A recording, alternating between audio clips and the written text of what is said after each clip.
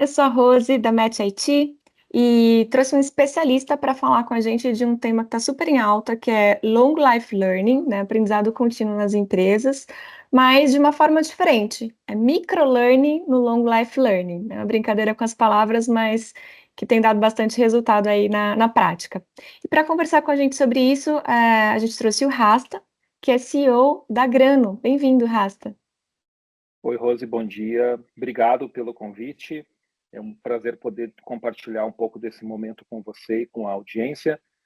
E vamos lá, vamos falar um pouquinho sobre algo que está transformando aí o formato como grandes empresas, como instituições de educação têm, né, distribuído conteúdo aí para colaboradores e para estudantes. Vamos contar um pouquinho dessas oportunidades que a gente tem aí de melhoria de resultado nos negócios e no aprendizado. Muito bom, muito bom. E antes de começar com o tema, eu queria conhecer um pouquinho mais da sua história, da sua trajetória, se você pudesse apresentar. Claro, legal. Bom, você já me chamou pelo apelido que o mercado me conhece, que é Rasta, com todos os dreads que a gente está vendo aqui. Então já é enfim, já sou aí uma figura com quase 30 anos de experiência em tecnologia desde a década de 90, né? Já tive a oportunidade aí de trabalhar em grandes empresas, desde o início do processo de internet, numa empresa que se chamava ZAS e depois virou Terra, né? A gente sempre brinca, entrei lá como estagiário e saí com um cargo aí de gerente para a América Latina no que diz respeito ao desenvolvimento de produtos e plataformas digitais, né? Então essa carreira corporativa ela foi muito importante para num determinado momento decidir empreender, né? E aí a partir dessa a nova fase profissional que vão completar 15 anos no ano que vem, então já tem aí duas vidas nesses 30 anos. Foi fundada a Base, que é uma empresa de tecnologia que trabalha com a lógica de consultoria para grandes corporações no tema de transformação digital. E a Grano, né, que é o que a gente vai focar e conversar hoje aqui, é um dos produtos que o mercado tem um termo bonito que é o spin-off, né? Acabou sendo um spin-off da Base, exatamente pelo aprendizado de escutar essas grandes corporações quanto às dores, né, e objetivos aí de negócio. Então a carreira ela passa por essa construção aí de tanto grandes corporações, sempre trabalhando com produto e tecnologia e depois empreendendo num negócio que é consultivo e ao mesmo tempo a gente é executivo, a gente consegue produzir tudo aquilo que a gente coloca de consultoria para esses clientes corporates, tá? Muito bom, baita jornada. E imagino que você aprendeu muito no processo, continua aprendendo, então acho que cabe tanto o conceito teórico quanto também é, a sua experiência aí para definir para a gente, né? Conceituar o Legal. que é Long Life Learning e por que que isso é importante. Legal. Via de regra, a gente, por uma questão, e aí tem dois fatores que são bem importantes quando a gente entra no tema de lifelong learning, né?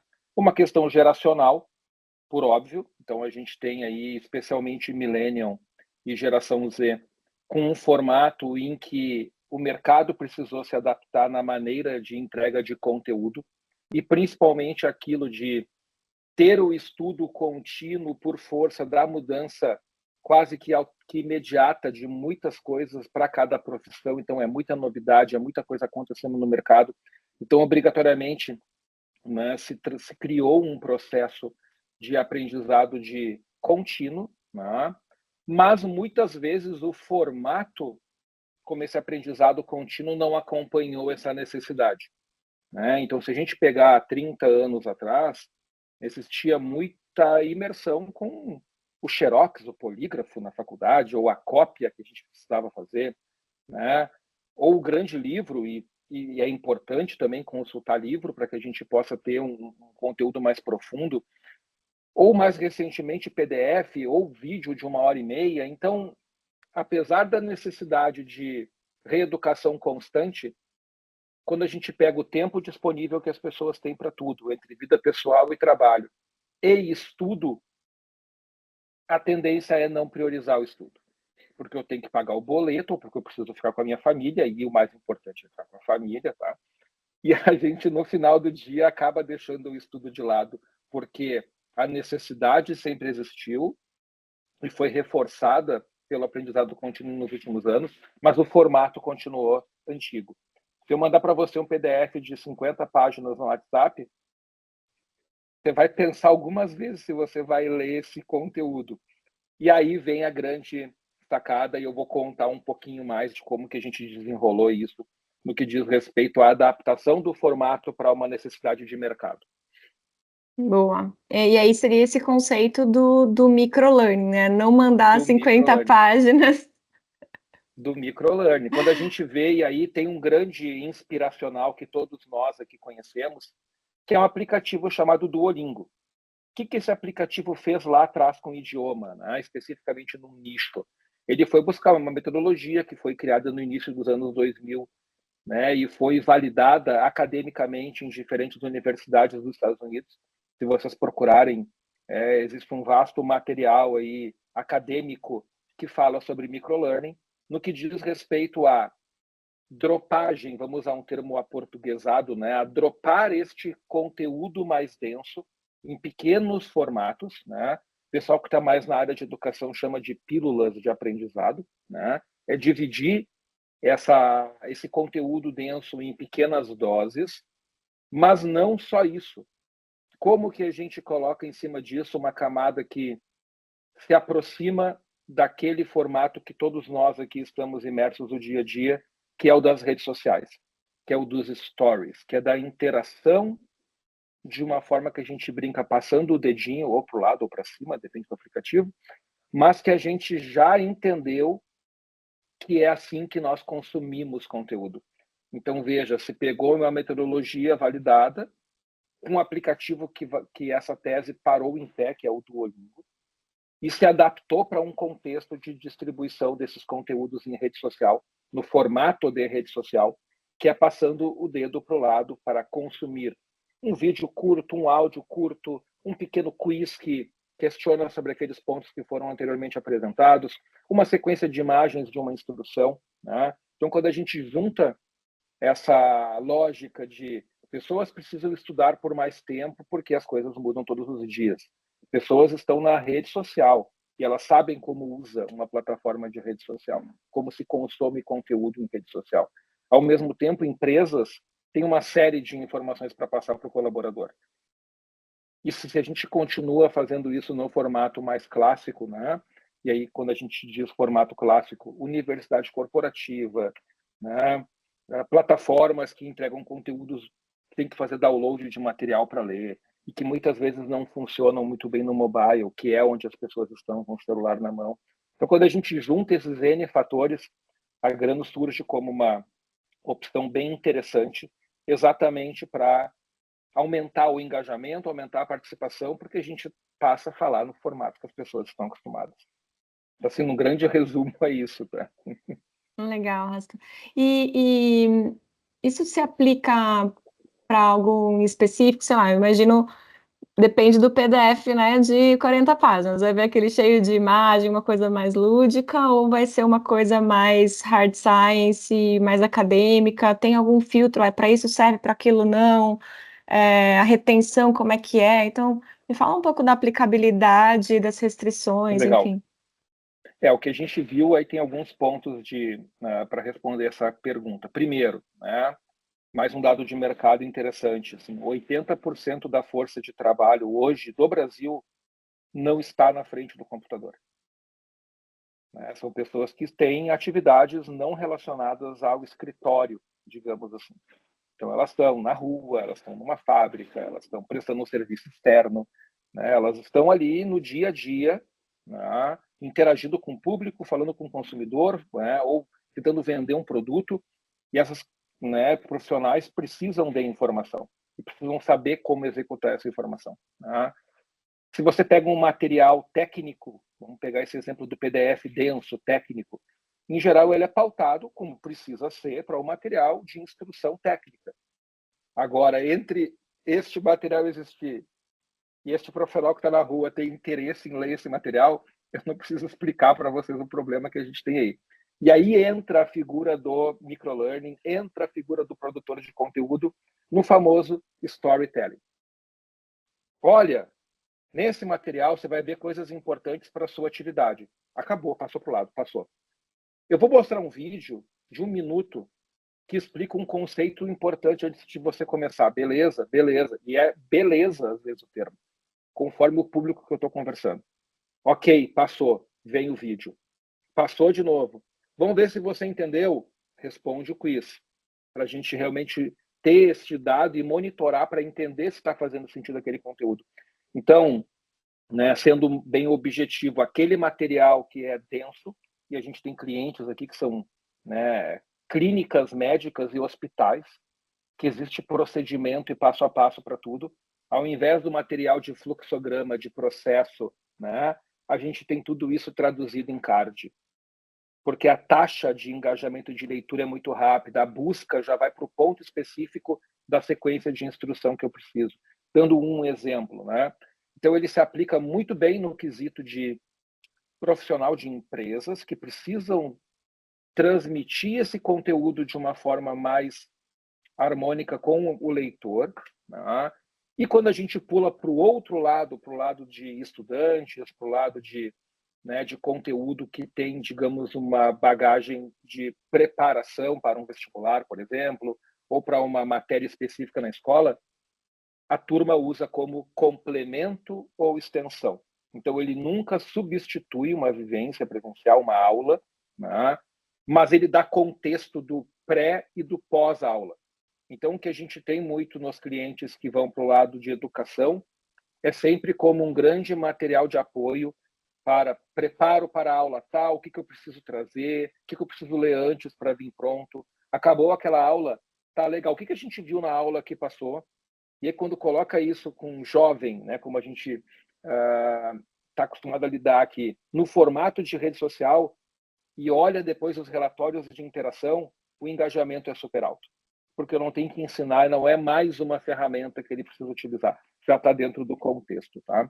Então, assim, pegando esses dois prismas, né, mesmo o conteúdo sendo muito técnico, muito hard, o segredo está em formatar essa cadência contando uma história e no final, se eu precisar fazer o download do conteúdo inteiro por compliance ou alguma questão legal, não tem problema, tem um botão de download, a pessoa baixa.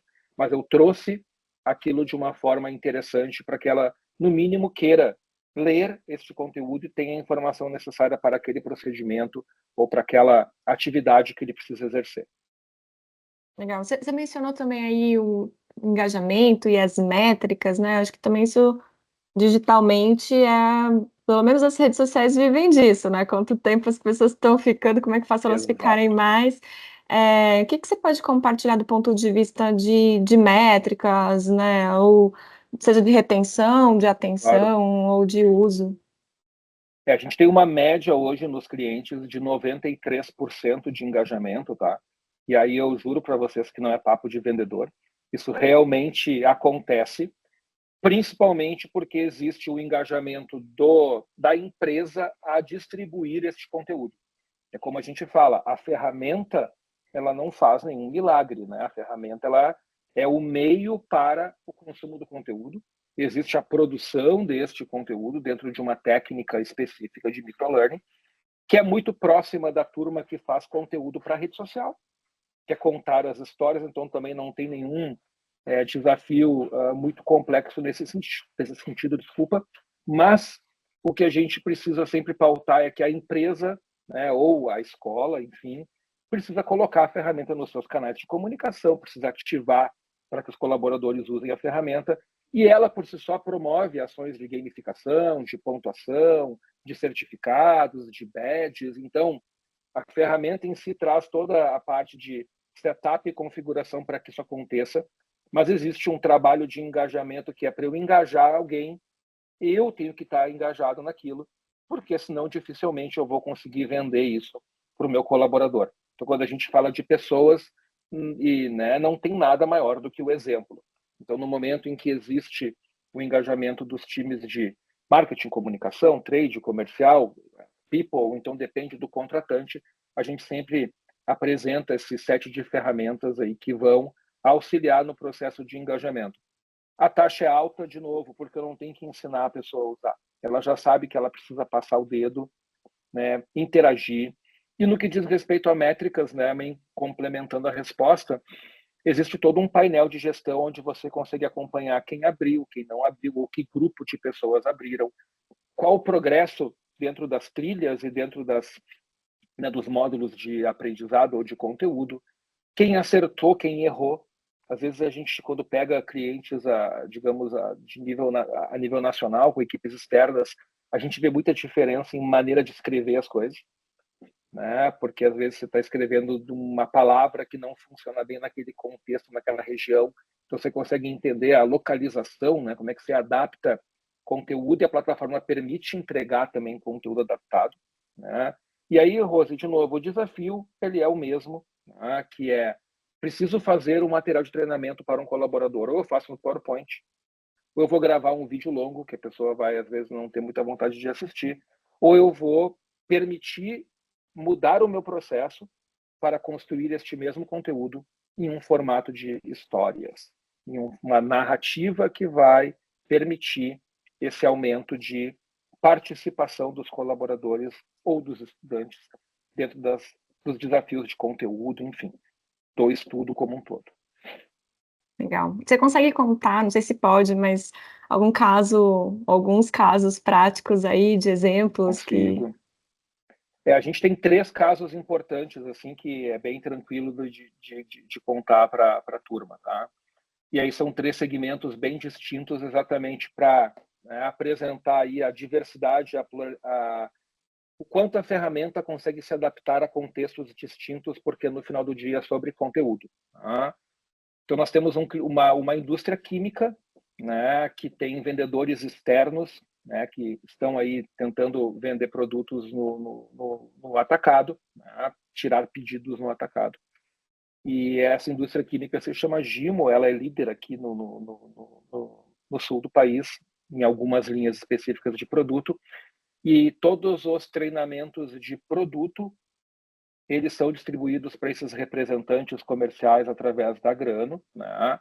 Eles recebem para cada linha de produto e para cada produto da marca todas as informações específicas para que ele tenha o discurso na hora de vender. Diferencial, quem concorre com esse produto, né? Quais são as condições e ofertas para a compra desse produto agora, o que ele tem de fato que se destaca, como que eu posiciono ele num ponto de venda. Então, todas as informações aí mais voltada para comercial, comercial e trade, eles estão dentro dessa lógica para esse cliente, aonde a gente, né, sabe por feedback que hoje o representante encosta o carro antes de entrar para fazer a reunião, pega a plataforma, lê o que ele tem que falar sobre aquele produto e vai pronto em 5 minutos. E a gente sabe que, em geral, um representante comercial ele não representa apenas uma marca, né? Neste segmento, ele é um representante de mais de uma marca. Então, entregar isso para o representante é super importante, né? Esse mesmo cliente estendeu a aplicação para a parte de trade também, né? Na mão do próprio varejo, então do vendedor do balcão, né?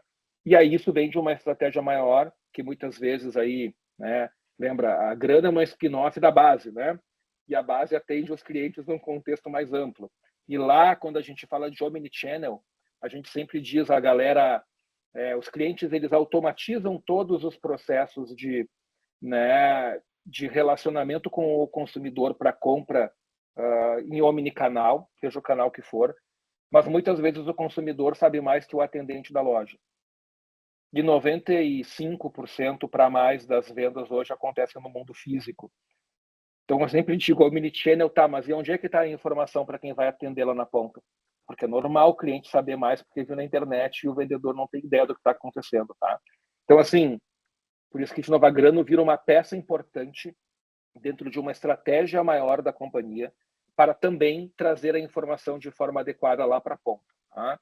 Esse é um caso que a gente toca mais em varejo trade comercial. Quando a gente vai para a parte mais técnica, medicina, né, oncoclínicas hoje, para os mais de 1.200 profissionais aí da rede, eles utilizam a Grano para os POPs, que são os procedimentos operacionais padrão, né, que é tudo que corpo clínico e corpo assistencial precisa entender dentro do processo de manejo e dia a dia de atendimento de uma clínica.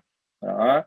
e para uso dos sistemas. Então, em geral, esses grandes grupos utilizam um sistema que é o TASI, que é um sistema da Philips, né, para gestão aí, para a parte de gestão das clínicas, e é um sistema que exige um nível de treinamento adequado para conseguir operar. E ao invés dos manuais, todas as sequências de menus, cliques e passo a passo estão em cards para facilitar.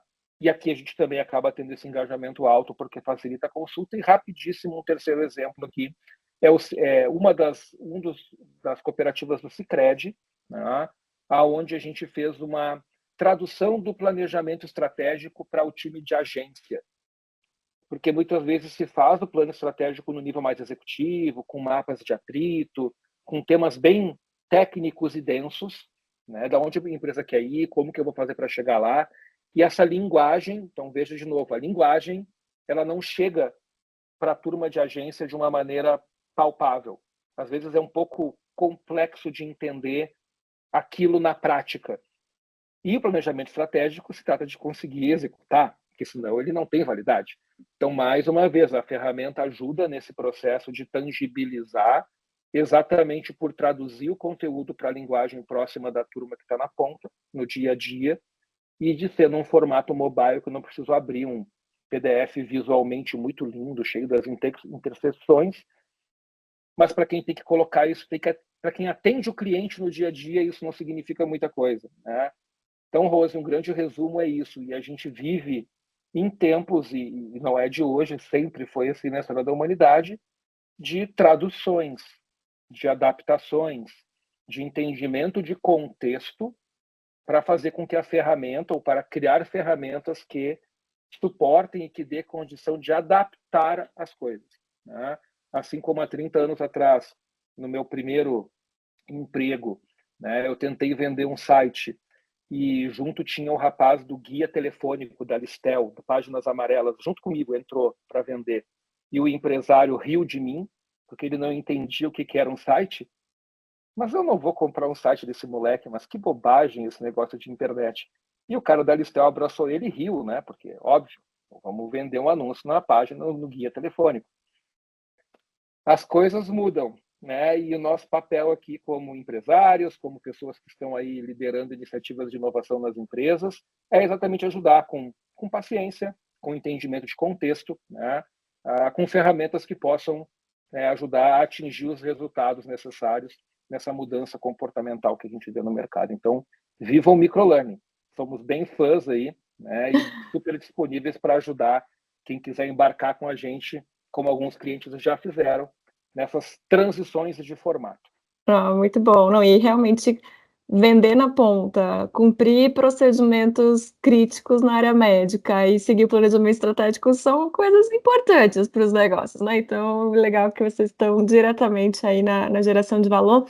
E você falou, conte comigo, né? Mas qual é o papel da Grano? Assim, é uma ferramenta? Também tem algum apoio do ponto de vista didático? É só para empresa grande, né? Os casos que vocês trouxeram são empresas Uhum. grandes. Como é que funciona, Isso, assim, os diferenciais de vocês? legal. Bom, então tem dois serviços distintos que estão envolvidos aqui. A parte do SaaS, e aí é puramente o licenciamento da plataforma, então é um valor considerando a quantidade de licenças, né? Então tem pacotes que partem de 500 licenças por mês, então acaba realmente ficando mais conectado com empresas um pouquinho maiores, né? Até porque precisa, né, ter um ROI aí no que diz respeito à segunda parte, que é o segundo pacote dentro das ofertas, que é essa produção de conteúdo, que é de fato onde está o desafio, né? Então, para esses esses três clientes que nós citamos, existem um modelo onde nós capacitamos o cliente para a produção de conteúdo em microlearning, né? Então, dentro dos nossos onboardings de plataforma, como acontecem com todas, existe uma parte específica que diz respeito a essa capacitação, que são as boas práticas, os tipos de card, o formato, o que dá certo, o que dá errado. Então, é nosso papel também como, né, plataforma que está ali em educação, fazer o processo educacional, né? E isso acontece muitas vezes quando o cliente já tem uma agência que produz conteúdo ou tem times internos que já produzem esse conteúdo. Então, a gente escuta e entende o contexto do cliente. E em outros casos, dentro do pacote de SaaS, a gente também coloca né, numa forma mais clássica de TI, já que a gente está falando com um público de tecnologia, um squad ou um número de horas mensais para produzir este conteúdo.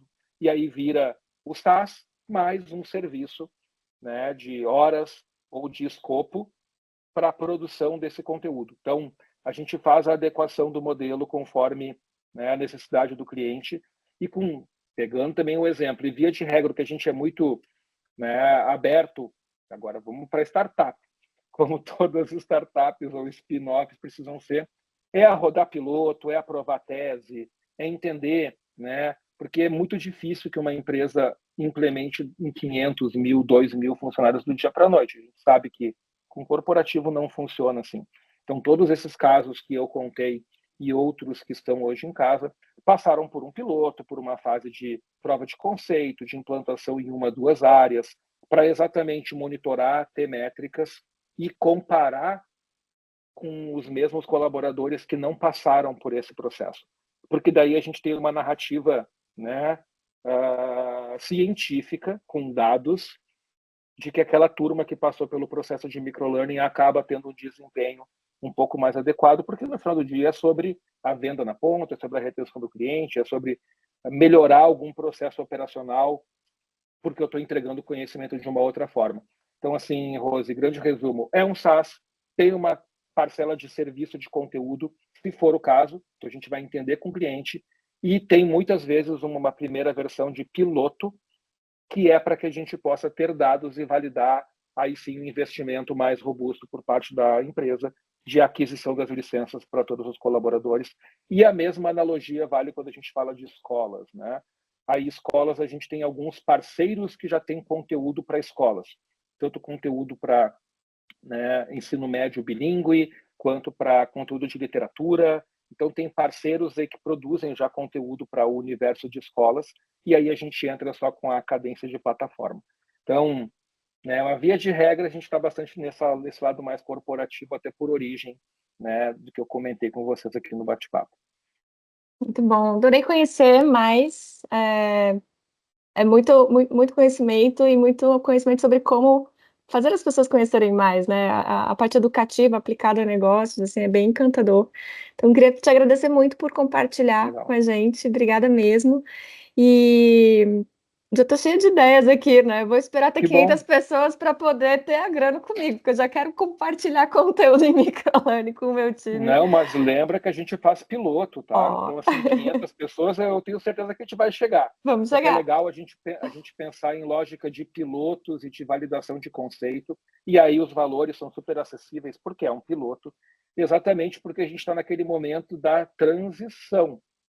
Então, ainda existe um processo das próprias companhias de entenderem, né, que isso vai fazer a diferença lá na ponta.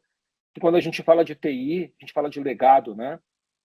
Então, as grandes corporações já possuem uma plataforma de ensino, uma universidade corporativa, um sistema que distribui conteúdo educacional. Então, a gente, com responsabilidade, com paciência e com, digamos, uma boa estratégia, tem feito um trabalho né, de introduzir isso de pouco a pouco dentro das companhias, porque é um tema que também requer o seu tempo e a sua maturidade. Então, imagina que o primeiro projeto desse, ainda como base de microlearning, ele foi feito há quase 10 anos atrás para a Red Bull.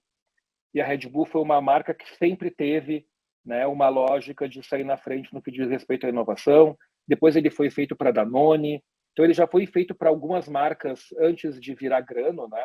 Então a gente já vem nessa jornada do microlearning há praticamente uma década e entende que tudo tem o seu tempo para acontecer. Mas vamos lá. De novo, gente, bora fazer piloto, vamos testar conceito. Acho que tem uma oportunidade boa da gente olhar esses números e, como eu já disse em algum momento, e ver que não é papo de vendedor, tá? A coisa realmente ela acontece quando a gente se dedica para formatar o produto nesse lógica de microconteúdo. Adorei. 2025, então temos que ter resultado e as pessoas conhecendo, aprendendo e entregando. E contem com o Rasta. Vou deixar seu contato no Bora. texto em algum lugar aqui. Legal. E de novo, Rose, obrigado pela oportunidade e também aproveitar para parabenizar o trabalho da Match IT. Eu acho que É importante no mercado a gente ter também players e iniciativas que façam essa conexão e esse match entre negócios, né, especialmente na área de TI. Né, e a gente está, de novo, super à disposição aí para formatar esses pilotos para colocar esse produto na rua e podem contar comigo aqui, tá bom? Obrigado Muito mesmo. bom, muito bom. Muito obrigada e até a próxima. Tchau, tchau. Obrigado.